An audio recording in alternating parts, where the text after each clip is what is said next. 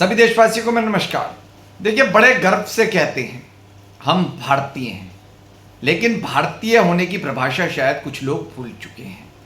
अगर आप सच्चे भारतीय होते तो नेताजी सुभाष चंद्र बोस जी, चंद्रशेखर आज़ाद जी, शहीद आजम भगत सिंह जी, राजगुरु जी, अशफाकुल्ला खां साहब, लाला लाजपत राय जी, बड़े बड़े महान क्रांतिकारियों के बताए हुए मार्ग पर चलते अगर आप सच्चे भारतीय होते।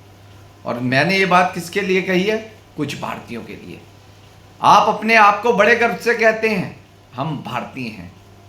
अगर आप सच्चे भारतीय हैं तो भारत के लोगों को ही खाद्य सामग्री में मिलावट कर कर जहर क्यों दे रहे हैं?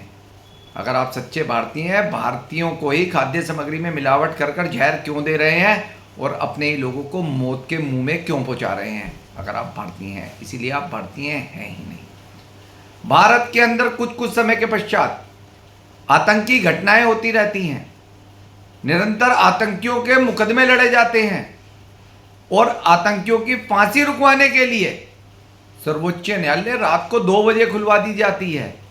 अगर आप सच्चे भारतीय होते जिन्होंने आपके निर्दोष भारतीयों को मारा है तो आप उनका केस ही नहीं लड़ते। आप सच्चे भारतीय कहाँ रह गए? देश के अंदर नकली दवाइयाँ जो जीवन रक्षक होती हैं, नकली दवाइयाँ बेची जा रही हैं और अधिक से अधिक धन कमाने के लिए बेची जा रही हैं। भारतीयों की जान बचाने की तो बात दूर की है, आप तो अपने भारतीयों को ही मार रहे हैं। तो आप सच्चे भारतीय कहाँ से हो गए? आम व्यक्ति सरकारी विभागों में अपने सही कार्यों के लिए निरंतर चक्कर काट रहा है। एक भारतीय भारतीयों के पास जा रहा है, चक्कर काट रहा है कि मेरा ये काम गलत हो रहा है, इसे सही कर दीजिए, लेकिन वह कार्य ही नहीं हो रहा। तो आप भारतीय कहां से रह गए?